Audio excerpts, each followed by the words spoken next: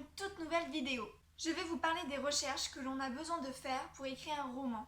J'en ai parlé brièvement dans quelques-unes de mes vidéos, mais je tenais à en parler un peu plus sérieusement.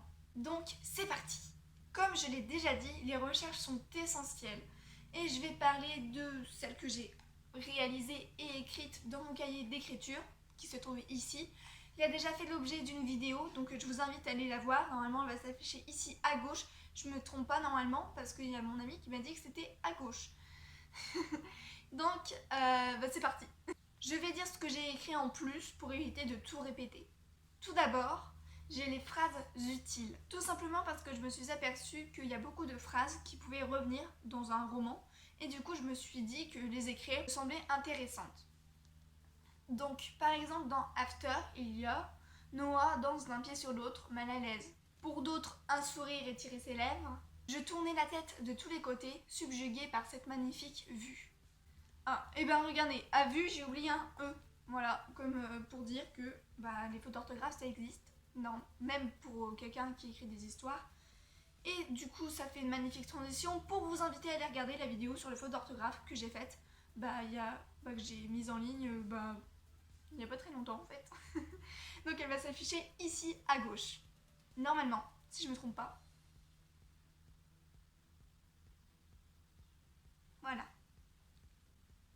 J'ai galéré, hein. J'ai vraiment galéré à retirer le capuchon d'un stylo. Oui. Ensuite, j'ai les caractéristiques. Tout simplement pour que j'arrive mieux à identifier ou à décrire certains personnages, objets, lieux, etc. Pour l'instant, j'en ai noté que 3, mais la liste va s'élargir. Donc j'ai parlé des fées, des dragons et des gobelins pour l'histoire que j'écris actuellement. Et donc ça fait encore une magnifique transition pour vous inviter. Il y a une bête bizarre en dessous. C'est quoi, ça vole en plus?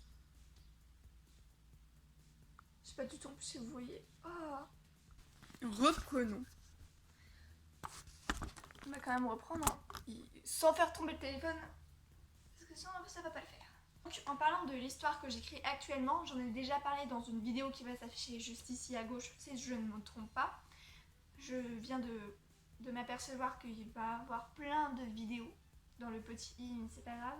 Donc, ce que je voulais dire vraiment, c'est que j'ai déjà terminé la première partie de l'histoire. Ça fait environ 40 pages et donc ça fait le premier jeu en fait. Si vous n'avez pas compris, je vous invite vraiment à aller voir la vidéo. J'en parle vraiment beaucoup plus sérieusement que là. C'est parce que juste je voulais vous informer de l'évolution en fait de l'histoire. Évidemment, j'ai pas mal de choses à vérifier. Je me relis énormément, beaucoup plus qu'avant. Et j'en ai déjà parlé dans une vidéo, je ne sais même plus laquelle. Et donc voilà, c'est génial et j'avance, j'adore vraiment ce que je fais et mon nouveau projet, je m'investis à fond dedans, beaucoup plus que peut-être mes autres projets que j'ai déjà fait. Et franchement, je suis déjà très très fière de mon travail. J'ai avancé très très rapidement comparé aux autres histoires. En fait, je pense que tout ça on peut le compter dans une intro parce que j'ai vraiment pas encore trop parlé du sujet de la vidéo. Donc, un petit conseil pour les recherches d'abord, avant de vraiment commencer. Oh non, la vidéo, je sais pas du tout combien de temps elle va durer, mais ça a été très long. Donc le petit conseil, faites une liste de tout ce que vous avez besoin de rechercher. C'est la meilleure façon de ne rien oublier de très très important. Car l'essentiel, c'est de vous consacrer à l'écriture de votre roman et pas à des recherches. Maintenant, on va parler de la façon de faire ces recherches. J'ai fait une petite liste comme d'habitude, et donc c'est parti. Alors évidemment, il y a les recherches sur internet. J'en fais souvent pour pas dire énormément, mais pour moi c'est vraiment une façon très très utile pour faire ces recherches. Ensuite, dans les livres, pour rechercher une thématique très spécifique, il y a Ma Voix qui part, c'est génial. Et donc les livres sont une très très bonne ressource. Dans les documentaires, parce que vous pouvez voir des époques ou des lieux spécifiques, et ça peut être très très intéressant pour s'inspirer. Et donc dans le même contexte, on a les voyages. Donc si vous n'avez pas la possibilité de voyager comme moi, parce que voilà, je suis une ado en fait, vous pouvez aller sur Google Street View. Oh là là, mon accent anglais. Vous pouvez aller sur les maps Google. C'est toujours aussi simple. Ça peut peut-être aussi vous déprimer parce que vous ne pouvez pas voyager, mais c'est pas grave, au moins c'est un bon moyen. Ça peut vous permettre de voir des cultures différentes, des lieux, des gens en fait, tout simplement. Ensuite, et enfin, Ouvrez vos yeux, vos narines, vos oreilles. Votre observation, c'est certainement la meilleure technique de recherche que vous possédez. La plupart des personnages, des lieux, des idées que vous allez écrire ou rechercher, ce sont dans votre vie quotidienne. Sont issus de votre vie quotidienne, pardon. En bref, tout ce que vous pouvez voir peut être très très inspirant. Voilà, merci à tous d'avoir regardé cette vidéo, j'espère qu'elle vous aura plu.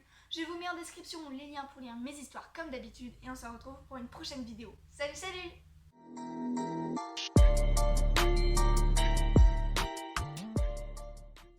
Je vais vous parler des recherches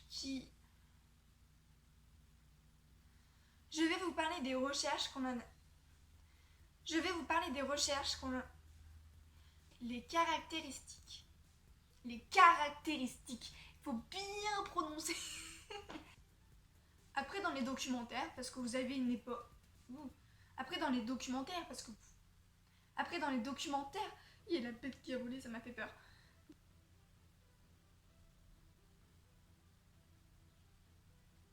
Attendez, je vais essayer de libérer la bête. Mais les cons! Et enfin, oh là là, ma chevelure. En bref, tout ce que vous pouvez voir peut être très très intéressant, peut